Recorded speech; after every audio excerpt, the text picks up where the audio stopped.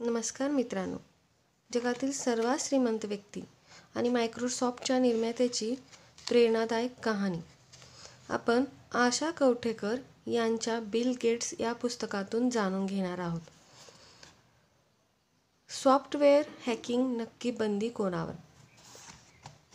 केवळ 13 वर्षाचा होता तो. 8वी शिकत होता. ज्याचं नाव होतं बिल गेट्स. शाळेच्या अभ्यासामध्ये फारशी रुची नसली तरी बुद्धीने तो प्रचंड हुशार होता. त्याच्या शाळेच्या एका खोलीमध्ये एक भलं मोठं मशीन होतं. ते मशीन काय आहे आणि ते कसं काम करतं हे जाणून घेण्याची त्याची मनापासून इच्छा होती. पण दुर्दैवाने ते मशीन बंद होतं. त्या खोलीकडे कोणी फिरकतही नव्हतं, कारण ते मशीन चालू करण्यासाठी, त्यावर काम करण्यासाठी आवश्यक असणारं सॉफ्टवेअरच त्यात नव्हतं. हा असा काळ होता जेव्हा अशा प्रकारच्या मशीन्स खूप कमी प्रमाणात बाजारात होत्या आणि त्यांची किंमतही भली मोठी, अर्थात सर्वसामान्यांच्या आवाक्याबाहेरची होती. ते मशीन होते ASR 33 टेलिपॅथी अर्थात जनरल इलेक्ट्रिक कॉम्प्युटर. या मशीनकडे हा मुलगा सहज आकर्षित झाला आणि एक दिवस अचानक ते मशीन चालू होणार असून विद्यार्थ्यांना त्याचा वापर करता येणार असल्याची बातमी त्याच्या कानावर पडली. आकाशी ठेंगणं वाटावं एवढा आनंद त्याला झाला. तो ज्या शाळेत शिकत होता त्या लेकसाईड स्कूलमधील भंगारातील सामान शाळेच्या मदर क्लबने विक्रीला काढलं. त्यातून मिळालेल्या पैशातून जनरल इलेक्ट्रिक कॉम्प्युटरसाठी एक कॉम्प्युटर प्रोग्राम विकत घेण्यात आला. आता ते मशीन वापरण्यायोग्य झालं होतं. त्या छोट्याशा मुलाने संधी ओळखली आणि बेसिक प्रोग्रॅमिंग भाषेत सिस्टीमच्या प्रोग्रॅमिंगमध्ये आपल्याला रुची असल्याचं आपल्या शिक्षकांना सांगितलं. शाळेच्या शिक्षकांनी त्याला कॉम्प्युटर वापरण्याची परवानगीही दिली. आता तो झपाटल्यासारखा मशीनभोवती फिरू लागला. त्यासाठी आवश्यक असणारी सगळी माहिती तो जिथून मिळेल तिथून घेण्याचा प्रयत्न करत होता. त्या संदर्भात असणारी पुस्तके, जर्नल्स तो पिंजून काढू लागला. हे मशीन सॉफ्टवेअर कोड अगदी योग्य पद्धतीने कसे काय एक्झिक्यूट करते या विचाराने तो प्रचंड भारावून गेला होता. दिवस म्हणू नका की रात्र हा मुलगा या कॉम्प्युटर लॅबमध्येच रमू लागला. काही दिवसातच मेहनत, जिद्द आणि महत्त्वाकांक्षेच्या जोरावर सॉफ्टवेअर प्रोग्रॅमिंगबद्दल आवश्यक ती माहिती मिळेल तिथून गोळा करून त्याने आपला पहिला प्रोग्राम लिहिला. त्या प्रोग्रामचं नाव होतं टिक टॅक टो, ज्यात कॉम्प्युटर वापरणारा अर्थात युजर हा कॉम्प्युटरबरोबर खेळ खेळू शकत होता. या पहिल्या सॉफ्टवेअरमुळे मिळालेला आत्मविश्वास बरोबर घेऊन पुढची वाटचाल सुरू झाली. तो कॉम्प्युटरमध्ये दाखवत असलेली रुची, दिवसरात्र सुरू असलेली मेहनत आणि झपाटलेपण पाहून शाळेतील गणिताच्या शिक्षकांनी त्याला वर्गामध्ये गैरहजर राहण्याचीही परवानगी दिली. आता तो आणि त्याचा कॉम्प्युटर एवढंच त्याचं विश्व झालं होतं. आणि अचानक एक दिवस तो मुलगा कॉम्प्युटर लॅबमध्ये गेला. कॉम्प्युटर सुरू केला, पण त्यावर कोणतीही अक्षरे दिसत नव्हती किंवा काहीही टाईप करता येत नव्हतं. त्यावेळी हा मुलगा कदाचित आतून हादरलाच असेल. अचानक काय झालं या विचाराने तो स्तब्धही झाला. ज्यात मन रमत होतं ती गोष्ट समोर असूनही आपण त्यावर काहीही करू शकणार नाही या विचाराने तो अस्वस्थ झाला. कारण त्याला कळलं होतं की आपल्या शाळेने जो कॉम्प्युटर प्रोग्राम खरेदी केला होता त्याची मुदत संपलेली आहे आणि आता कॉम्प्युटरवर काम करता येणार नाही. तो प्रोग्राम बंद झाला आहे. त्या मुलाने आणि त्याच्या मित्रांनी शाळेच्या प्रमुखाकडे वेळोवेळी विनंती करून DEC आणि PDP तसेच मिनी कॉम्प्युटरवर काम करण्याची परवानगी मिळवली. इच्छा तिथे मार्ग असतो अगदी तसंच काहीसं घडलं. त्याच वर्षी त्यांची शाळा ज्या शहरात होती त्या सिएटल शहरात कॉम्प्युटर सेंटर कॉर्पोरेशनची शाखा सुरू झाली. जी कॉर्पोरेशन विविध शाळांना कॉम्प्युटर प्रोग्राम माफक दरात उपलब्ध करून देत होती. लेकसाईड स्कूलने ही संधी हेरली आणि त्यांनी शाळेच्या कॉम्प्युटरसाठी PDP-10 हा प्रोग्राम खरेदी करण्यासाठी कॉर्पोरेशनशी करार केला. शाळेत पुन्हा एकदा विद्यार्थ्यांना कॉम्प्युटर वापरण्याची परवानगी मिळाली. बरेच दिवस उपाशी असलेल्या भुकेल्याप्रमाणे तो मुलगा आणि त्याचे मित्र त्या कॉम्प्युटरवर तुटून पडले. यावेळी मात्र परिस्थिती वेगळी होती. हा प्रोग्राम त्यांच्यासाठी पूर्णतः नवीन होता. त्यावर काम करणं त्यांना कठीण जात होतं.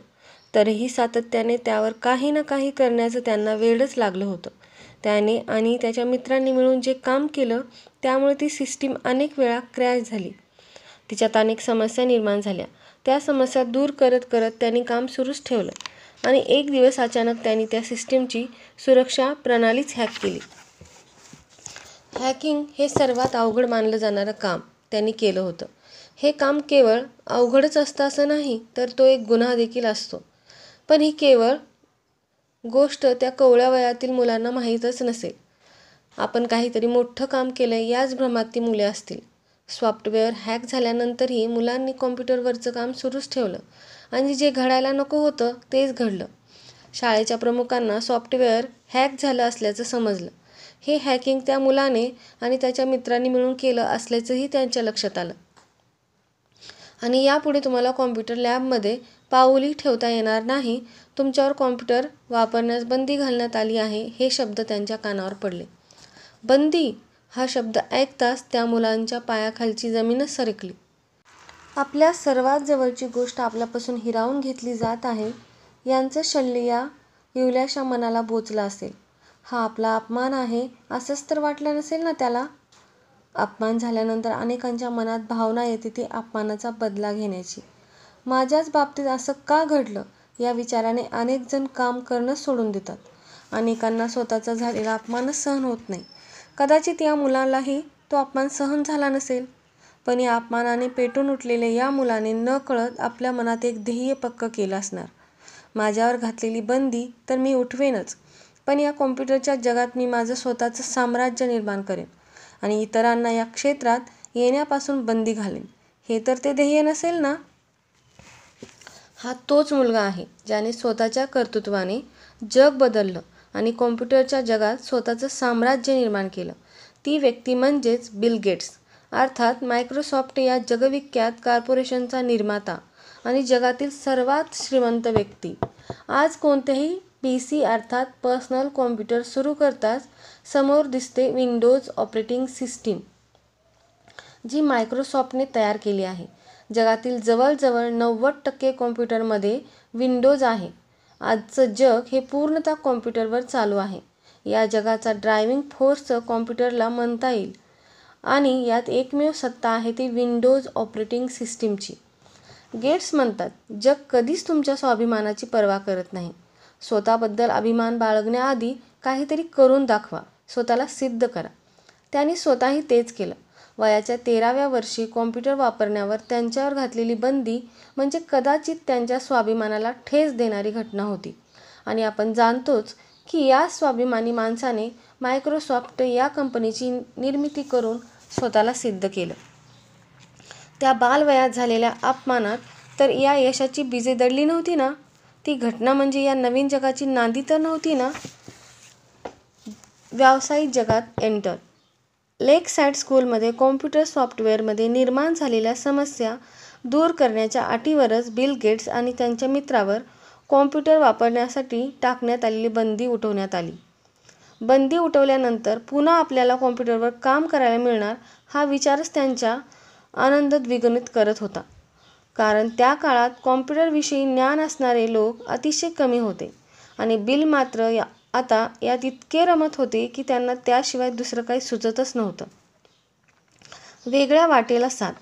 बिल आणि त्यांच्या मित्रांची टीम या कॉम्प्युटरच्या नवीन विश्वात आपला चांगलाच जम बसवत होती.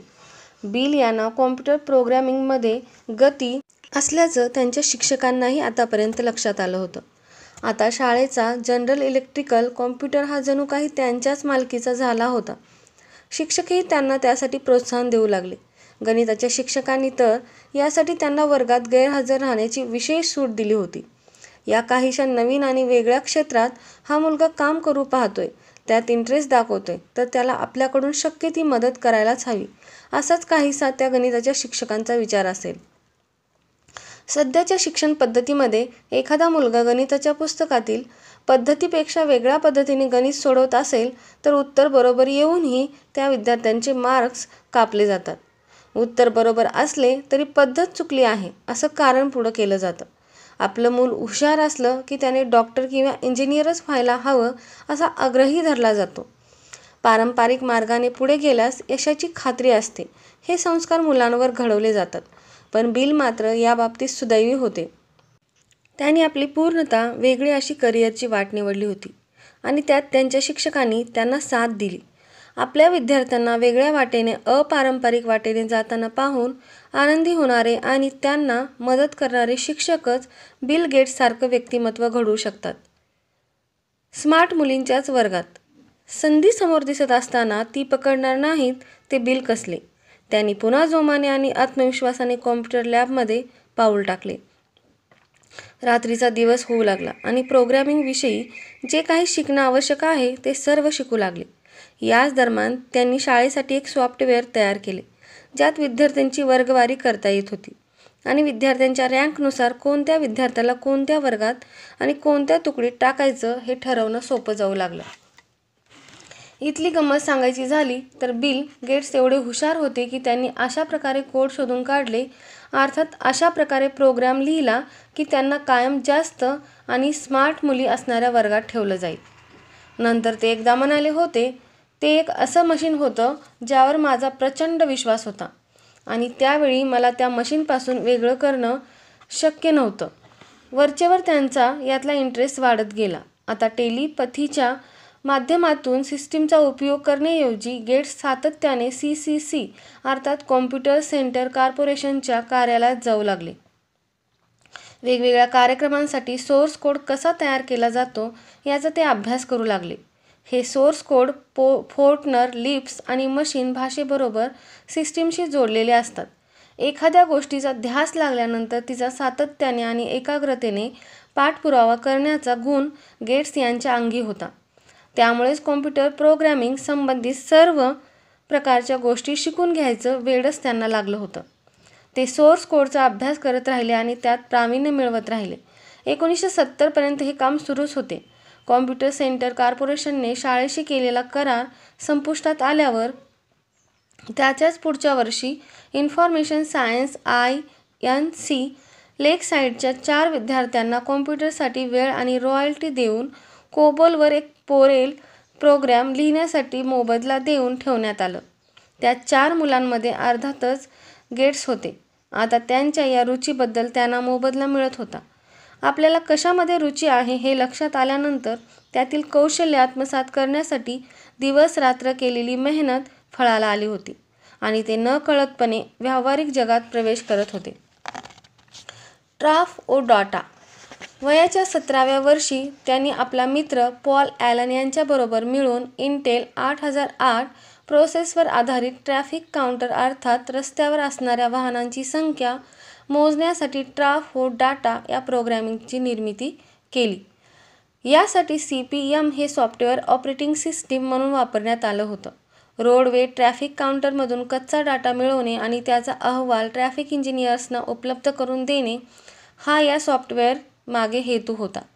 सरकारकडून मॅन्युअली आणि म्हणजे माणसाद्वारे केलं जाणारं काम यंत्राद्वारे झालं तर ते जास्त सोपं आणि अचूक होईल हा दृष्टिकोन डोळ्यासमोर ठेवूनच त्यांनी हे सॉफ्टवेअर तयार केलं.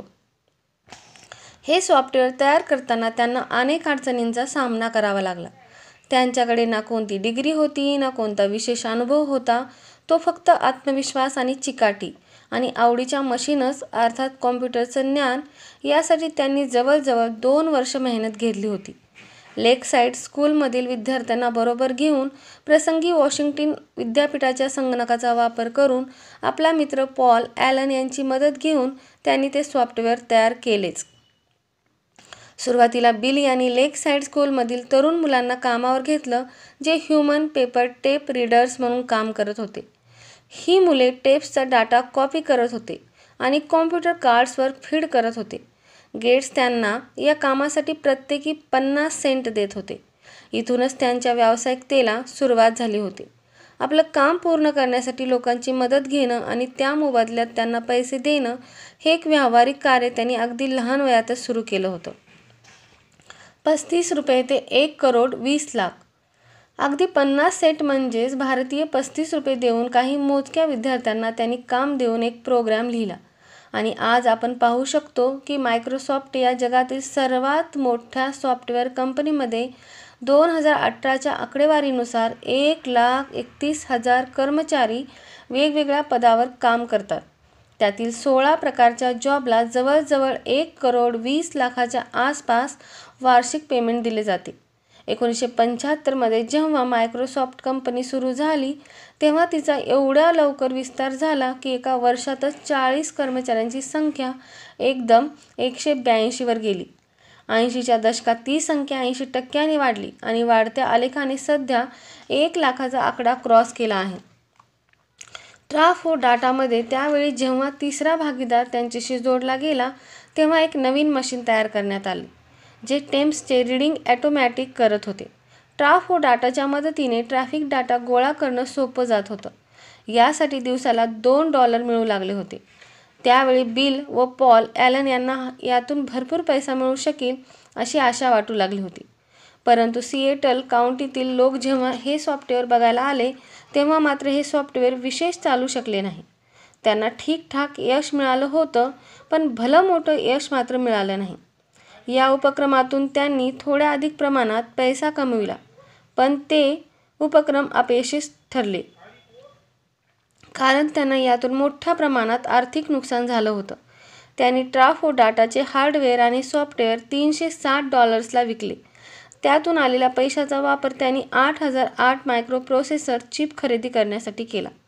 नंतर या ट्राफोडाटाबद्दल बोलताना पॉल एकदा म्हणाले होते, ही एक चांगली कल्पना होती पण चांगले बिझनेस मॉडेल नव्हते. त्यावेळी आम्ही मार्केटचा अभ्यास केला नव्हता. भांडवली खर्चासाठी नगरपालिकेकडून पैसे कसे मिळवायचे याबद्दलही आम्हाला माहिती नव्हती आणि कदाचित विद्यार्थ्यांकडून मशीन विकत घेण्यासाठी पालिकेचे अधिकारी नाखुश असतील. आपला हा पहिला व्यावसायिक उपक्रम फेल गेला आहे हे दोघांनाही लक्षात आले होते. परंतु अपयशाने थांबणाऱ्यातले बिल गेट्स नव्हते आणि याच प्रोग्राममुळे मायक्रोसॉफ्ट निर्मितीचा पाया रचला गेला. कारण आपण व्यावसायिक सॉफ्टवेअर तयार करू शकतो हा आत्मविश्वास त्यांच्या मनात निर्माण झाला होता. ते म्हणतात, यशाचा आनंद साजरा करणं ठीक आहे पण त्यापेक्षाही महत्त्वाचं आहे अपयशातून धडा घेणं. यशापेक्षा अपयशच महत्त्वाचं असतं कारण अपयश आल्यानंतरच तुम्ही यशस्वी होता. जीवनातील सगळ्यात मोठा धडा आणि तुम्हाला बदलवून टाकणारं ज्ञान हे तुम्हाला अपयशातूनच मिळतं. जेव्हा तुम्ही यशस्वी होता तेव्हा तुम्हाला आनंद होतो. तुम्ही त्यातून धडा घेता, लोक तुमचं कौतुक करतात आणि प्रत्येकजण तुम्हाला मदत करायला तयार होतो. पण जेव्हा तुम्हाला अपयश येतं सर्वत्र अंधार असतो आणि मग तुम्हाला कळतं की यातून कसं बाहेर पडायचं, खरं काय आहे हे तुम्हाला दिसायला लागतं. 36 तास काम, 10 तास झोप. कॉलेजमध्ये असताना या क्षेत्रासाठी आपला प्लॅटफॉर्म तयार करण्यासाठी बिल आणि त्यांच्या मित्रांनी प्रचंड मेहनत घेतली. बिल यांना पोकर खेळायला खूप आवडायचे. पोकर म्हणजे त्यांचा अगदी जीव की प्राण होता. परंतु जेव्हा त्यांनी कॉम्प्युटरवर कोडिंगचं काम सुरू केले तेव्हा त्यात यश मिळवण्यासाठी त्यांनी पोकर खेळणं थांबवलं. दिवस रात्र ते कॉम्प्युटर लॅबमध्येच राहू लागले. कधीतरी ते कामातून ब्रेक घ्यायचे आणि कॅन्टीनमध्ये जाऊन काहीतरी खाऊन यायचे आणि परत कामाला लागायचे. ते इतकं काम करायचे की जोपर्यंत झोपेच्या अधीन जाऊन त्यांचे नाक कीबोर्डला टेकायचे नाही तोपर्यंत काम करायचे. नाक कीबोर्डला टेकताच त्यांना पुन्हा जाग यायची आणि ते परत कामाला लागायचे. अक्षरशः 36 तास काम आणि 10 तास झोप हीच त्यांच्या कामाची पद्धत झाली होती. कधीकधी पहाटे 3 पासून ते कामाला लागायचे असं त्यांचे मित्र पॉल ॲलन यांनी सांगितलं होतं. प्रचंड मेहनतीबरोबरच एकाग्रता वाढवण्यासाठी त्यांनी विचारक्षमता वाढवण्यासाठी बिल वर्षातील 1 आठवडा हा थिंक वीक अर्थात विचार आठवडा म्हणून साजरा करतात. या काळात ते दैनंदिन कामापासून पूर्णतः दूर जातात. तिथे जाऊन ते संशोधन करतात, भविष्याचा शोध घेतात आणि भरपूर वाचन करतात. अशा प्रकारे रोजच्या निर्णयापासून दूर जाऊन मी खोलवर विचार करण्याची क्षमता वाढवतो. स्वतःला पूर्णपणे अलिप्त करून आणि 50,000 फुटांवरून प्रत्येक गोष्ट पाहिल्याने मी माझ्या लक्ष्यावर आणि आकांक्षावर स्पष्टपणे पुनर्विचार करतो असं ते म्हणतात. गुणांचे इनपुट. व्हायचं होतं मिलेनियर, झाले बिलिनियर. एकदा कॉलेजमध्ये मुलांशी त्यांचे एक शिक्षक गप्पा मारत होते. प्रत्येकजण पुढे काय करणार याविषयी आपापली मतं सांगत होते. बरेच जण बडाया मारत होते. बिल गेट्सही त्यात होते. बिल गेट्स यांचा नंबर आल्यावर मोठ्या आत्मविश्वासाने ते म्हणाले, मी माझ्या 30व्या वर्षी मिलेनियर अर्थात करोडपती बनणार. त्यांचं हे वाक्य ऐकून बाकीची सर्व मुले जोरजोरात हसू लागली. शिक्षकांनाही हा मुलगा अशाच बडाया मारतोय असं वाटलं असेल. पण आश्चर्य म्हणजे बिल गेट्स वयाच्या 23व्या वर्षीच करोडपती बनले आणि वयाच्या 30व्या वर्षी अब्जाधीश बनले. आज त्यांची संपत्ती आहे अंदाजे $98 अब्ज, जिच्याबद्दल असं सांगितलं जातं की या व्यक्तीला एक देश मानलं तर तो जगातील 37व्या क्रमांकाचा श्रीमंत देश ठरेल. ते दर सेकंदाला $7,000 कमवतात. त्यांच्याकडून जर जमिनीवर $100 पडले तर जोपर्यंत ते डॉलर्स उचलतील त्या वेळात त्यांनी त्यापेक्षा जास्त पैसे कमवलेले असतील. त्यांनी दररोज $6 दशलक्ष खर्च केले तर त्यांची संपूर्ण संपत्ती खर्च करण्यासाठी त्यांना 100 वर्ष लागतील. एक ध्येय आणि त्याच्या सातत्याने केलेला पाठलाग हेच त्यांच्या यशाचं गमक आहे. ध्येय तर प्रत्येकजण ठरवतात. आपल्याला काय बनायचे, काय मिळवायचे हे देखील अनेकांनी ठरवलेलं असतं. त्यासाठी कष्ट घेण्याचीही त्यांची तयारी असते. पण ते ध्येय साध्य करण्यासाठी आवश्यक असणारी जिद्द, पॅशन आणि एकाग्रता अनेकांकडे नसते. बिल अब्जाधीश झाले त्यामागे होते त्यांचे अंगभूत गुण. त्यांच्या अंगी असणारा महत्त्वाचा गुण होता तो म्हणजे ते एक चांगले स्पर्धक होते, हुशार होते आणि त्यांच्याकडे प्रचंड चिकाटी होती.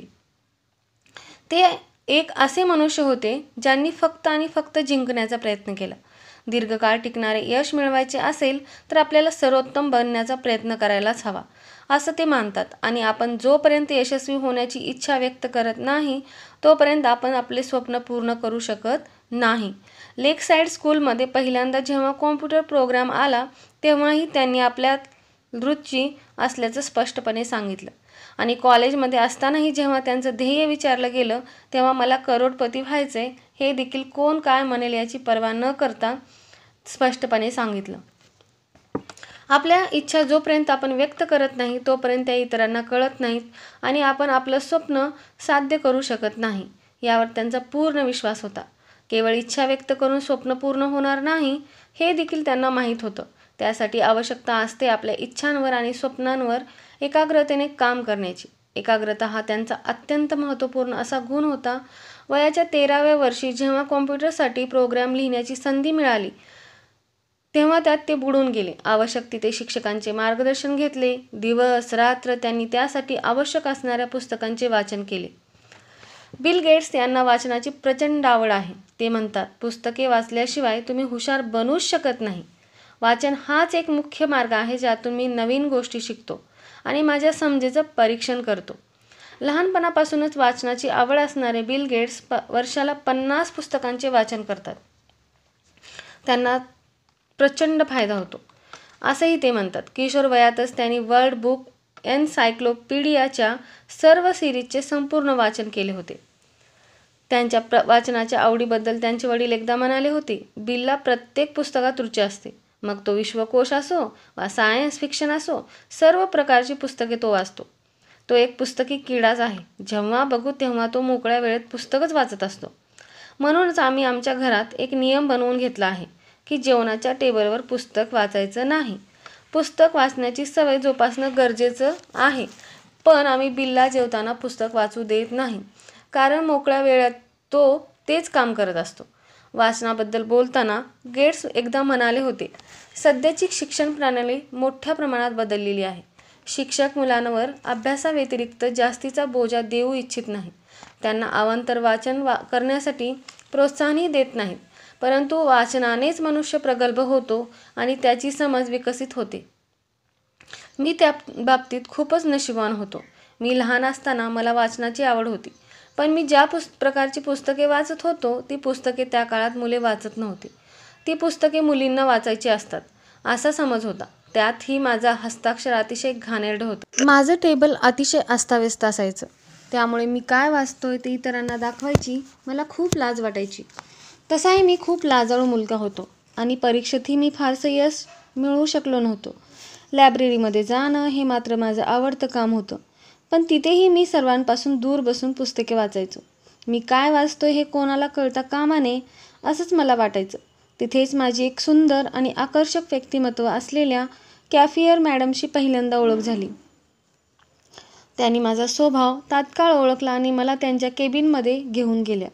आणि तुला काय वाचायला आवडतं, तुला कशात रस आहे, असे प्रश्न विचारून मला बोलतं केलं. मी वाचत असलेल्या विज्ञान कथापेक्षा त्यांनी मला मोठमोठ्या लोकांची चरित्र वाचायला दिली. मी पुस्तक वाचलं की त्याबरोबर त्याविषयी चर्चा करू लागल्या. त्यांची आणि माझी मैत्रीच झाली. आज मागे वळून पाहिल्यानंतर जाणवतं की माझी वाचनाची रुची वाढवण्यामध्ये त्यांचा मोठा वाटा आहे. त्यांच्याकडूनच मी शिकलो की शिक्षक हेच आपले खरे मार्गदर्शक असतात. ते आपल्याला आपण विचारलेल्या प्रत्येक प्रश्नाची उत्तरं देऊ शकतात. आपण फक्त त्यांना प्रश्न विचारले पाहिजेत. आता मात्र मी माझ्या प्रत्येक शिक्षकांना त्यांच्या आवडीच्या पुस्तकाबद्दल विचारतो आणि त्यांना आवडणारी पुस्तके मीही वाचतो. त्यानंतर त्यांच्याशी चर्चा करतो आणि माझे विचार मांडतो. यातून मी माझी समज विकसित करतो. ते म्हणतात, जेव्हा मी लहान होतो तेव्हा खूप सारी स्वप्न पाहायचो. त्यातील अनेक स्वप्न पूर्ण झाली कारण मला खूप काही वाचायची संधी मिळाली. बिल यांचा ई-बुक वाचण्यावर विश्वास नाही. ते तर पुस्तकाची प्रत घेतात आणि अनेकदा दर आठवड्याला एक पुस्तक या वेगाने पुस्तक वाचतात. वाचनावर त्यांचं एवढं प्रेम आहे की आपल्या समाजकार्यासाठी त्यांनी राखून ठेवलेल्या पैशातील $200 दशलक्ष एवढी रक्कम ही दरवर्षी लायब्ररी कार्यक्रमासाठी दिली जाते. बिल गेट्स यांची आवडती पुस्तके. बिझनेस वेबसाईट Inc.com च्या रिपोर्टनुसार बिल गेट्स कायम 5 पुस्तकांचा उल्लेख करतात आणि प्रत्येकाने ती 5 पुस्तके वाचलीच पाहिजेत असा आग्रह धरतात. एक आहे Sapiens, a brief history of human kind. या एका 400 पानी पुस्तकात संपूर्ण मानवी इतिहास कव्हर केला गेला आहे. मानवी इतिहास आणि त्यांचं भविष्य कसं असेल यात रस असणाऱ्यांनी हे पुस्तक वाचायलाच हवं असं ते म्हणतात. दुसरं आहे how not to be wrong. गणित आपल्या आयुष्यात किती महत्त्वाचं आहे, आपलं संपूर्ण आयुष्य गणितानेच कसं वेढलं आहे याबाबतीत सांगणारं हे पुस्तक आहे. 3. The bully pulpit. हे पुस्तक त्यांना विशेष आवडतं. सामाजिक बदल कसा घडतो हा प्रश्न लेखिकेने यात उपस्थित केला आहे. तोच प्रश्न बिल यांनाही कायम पडतो. एखादा प्रभावी लीडरमुळे बदल घडतो की याची अनुकूल परिस्थिती तयार होते, हा प्रश्न त्यांना आजही आहे. 4. Eradication, reading the world of diseases forever. या पुस्तकात एखादा आजाराचा समूळ नाश करण्यासाठी तुम्ही कसे प्रयत्न करू शकता आणि त्यानंतरही तुम्हाला कसं अपयश येतं याची कथा आहे. काही आजारांपासून मुक्ती मिळवण्यासाठी जगाच्या कानाकोपऱ्यात लोक प्रयत्न करत आहेत. त्यांच्या संघर्षाचा इतरांना कसा फायदा होतो हे या पुस्तकात सांगितले आहे. 5 आहे सिक्स्थ एक्सटिंक्शन. या पुस्तकात सिक्स्थ एक्सटिंक्शनची तुलना सध्याच्या बदलांशी केली आहे. सध्या निसर्गातील काही घटक तीव्र गतीने नष्ट होत आहेत. त्यांचीही तुलना यात केली गेली आहे. बिल यांनी ही पुस्तके विशेष आवडतात आणि प्रत्येकाने ही पुस्तके वाचायलाच हवी असा ते कायम आग्रह धरतात.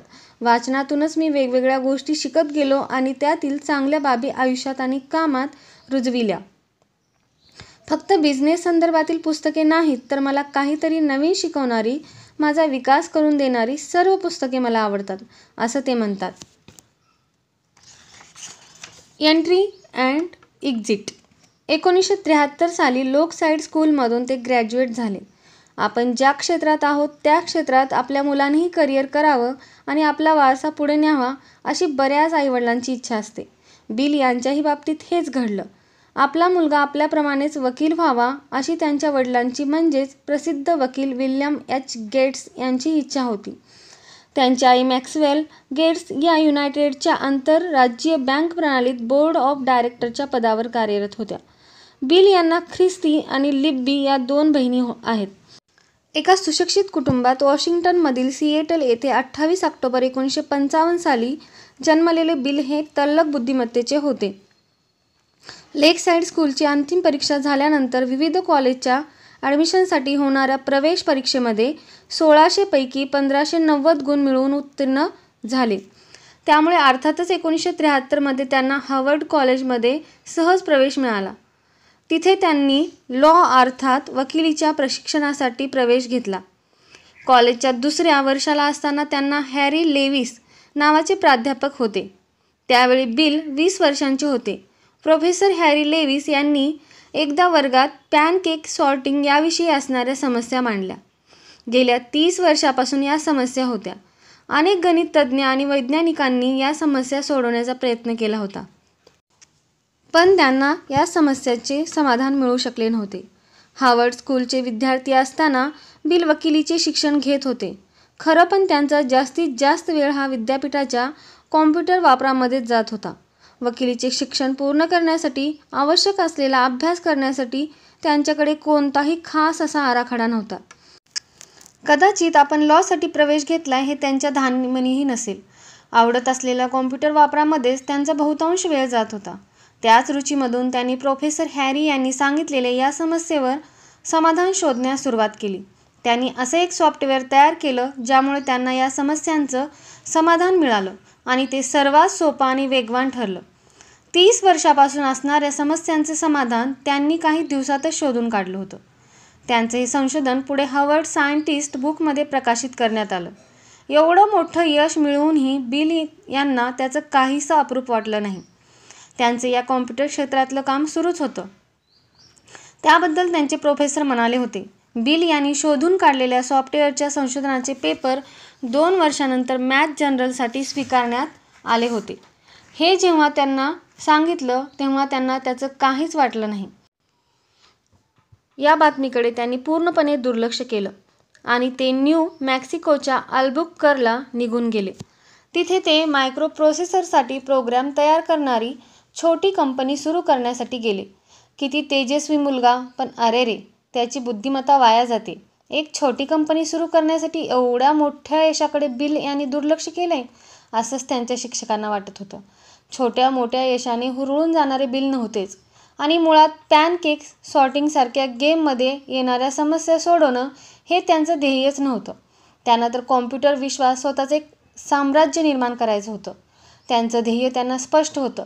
ते म्हणतात, जर तुम्हाला काही करून दाखवायचं असेल तर सर्वात आधी तुमचं लक्ष्य अर्थात ध्येय निश्चित करा, नाहीतर जीवनात तुम्ही अपेक्षित यश गाठू शकणार नाही. या जगात असे अनेक लोक आहेत ज्यांना स्वतःचं असं ध्येयच नसतं. जे काम समोर येईल ते करत जाणं हेच त्यांना माहीत असतं, परंतु अशा लोकांना यशही त्याच प्रमाणात मिळतं.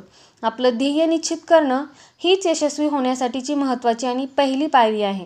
गेट्स यांनी ध्येय निश्चित केलं आणि त्या दिशेने वाटचाल सुरू केली.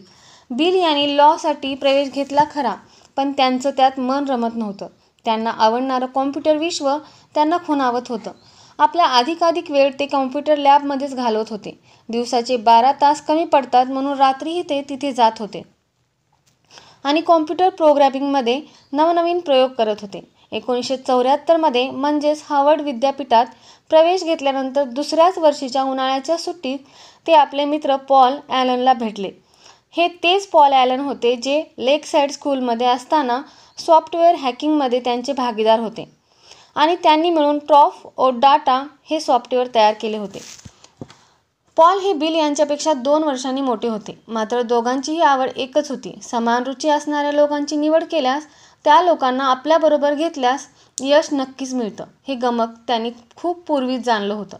म्हणूनच वयाने मोठे असले तरी पॉल यांच्याशी त्यांनी मित्रत्वाचं नातं जोडलं. आपली या क्षेत्रात असणारी रुची आणि लॉमध्ये नसलेला इंटरेस्ट त्यांनी पॉलला बोलून दाखवला. त्यावेळी पॉल हे अमेरिकेतील हनीवेल इंटरनॅशनल कंपनीत कामाला होते. ही कंपनी विविध व्यावसायिक उत्पादने बनवणारी, अभियांत्रिकी सेवा देणारी आणि एरोस्पेस सिस्टीम बनवणारी कंपनी होती. बिल देखील त्यांच्याबरोबरच या कंपनीत कामावर रुजू झाले. त्याच्याच पुढच्या वर्षी म्हणजेच 1975 साली MITS अल्टेअर 8800 बाजारात आले, जे इंटेल 8080 CPUवर आधारित होते. जसं पॉल आणि बिल यांनी हे पाहिलं, त्यांनी विचार केला की स्वतःची सॉफ्टवेअर कंपनी सुरू करण्याची एक सुवर्ण संधी आहे. समोर आलेली संधी पकडणं हा गुण तर लहानपणापासूनच त्यांच्या अंगी होता आणि इथेच त्यांनी एक धक्कादायक निर्णय घेतला. अर्थात तो निर्णय त्यांच्यासाठी धक्कादायक नसणारच, इतरांसाठी मात्र तो आश्चर्यकारक निर्णय होता. तो निर्णय म्हणजे कॉलेज सोडण्याचा निर्णय. हृदयाचं ऐकून त्यांनी हा निर्णय घेतला होता. आपण कॉलेज सोडून देत आहोत आणि स्वतःची कंपनी सुरू करणार आहोत. हा निर्णय त्यांनी आपल्या आईवडिलांना जेव्हा सांगितला असेल तेव्हा सुरुवातीला त्यांना नक्कीच धक्का बसला असणार. कॉलेज डिग्री पूर्ण न करता तो यश मिळवू शकेल का? लोक काय म्हणतील? त्याच्या भविष्याचं काय? अशा अनेक शंका आईवडील म्हणून त्यांच्याही मनात आल्या असतील. पण त्याचबरोबर त्यांना आपल्या मुलाच्या बुद्धिमत्तेवर विश्वास होता. या क्षेत्रातील त्याची रुची ते जाणून होते. ते बिलच्या पाठीमागे खंबीरपणे उभे राहिले. कंपनी सुरू करण्यासाठी त्यांनी गेट्सला खूप मदत केली. ती कंपनी होती मायक्रोसॉफ्ट कंपनी, जी पुढे जाऊन जगविख्यात आणि सॉफ्टवेअर बनवणारी सर्वात मोठी कंपनी बनली. त्या काळी कॉलेज सोडण्याच्या निर्णयाची अनेकांनी अवहेलनाही केली. बऱ्याचदा लोक एकदा निर्णय घेतात आणि काही काळानंतर मी त्यावेळी तो निर्णय घेतला नसता तर बरं झालं असतं अशी खंत बोलून दाखवतात. खरं तर कोणताही निर्णय योग्य किंवा अयोग्य नसतोच. निर्णय हा निर्णय असतो. एखादा निर्णय घेतल्यानंतर तुम्ही त्या निर्णयाबाबतीत काय करता हे सर्वात जास्त महत्त्वाचं असतं. आपल्या कष्टाने आणि जिद्दीने आपण घेतलेला निर्णय योग्य सिद्ध करणारे लोकच यशस्वी ठरतात. बिल यांनी कॉलेज सोडण्याचा निर्णय घेऊन एक सॉफ्टवेअर कंपनी सुरू करण्याचा निर्णय घेतला. त्यानंतर त्यांनी मागे वळून पाहिलं नाही. आपण घेतलेला निर्णय योग्यच होता हे त्यांनी सिद्ध करून दाखवलं. एका छोट्या मायक्रोसॉफ्ट कंपनीला जगातील सर्वात मोठी सॉफ्टवेअर कंपनी बनवण्याची किमया त्यांनी करून दाखवली आणि जगातील सर्वात श्रीमंत व्यक्ती बनण्याचा बहुमान पटकावला. आपण घेतलेला निर्णय योग्यच होता हे सिद्ध करून दाखवण्याची इच्छा तर यामागे नसेल ना. धन्यवाद मित्रांनो. आपण बिल गेट्स यांची उर्वरित माहिती पुढच्या भागामध्ये पाहणार आहोत. असेच नवनवीन पुस्तके ऐकण्यासाठी चॅनलला लाईक, सबस्क्राईब व शेअर करा. धन्यवाद.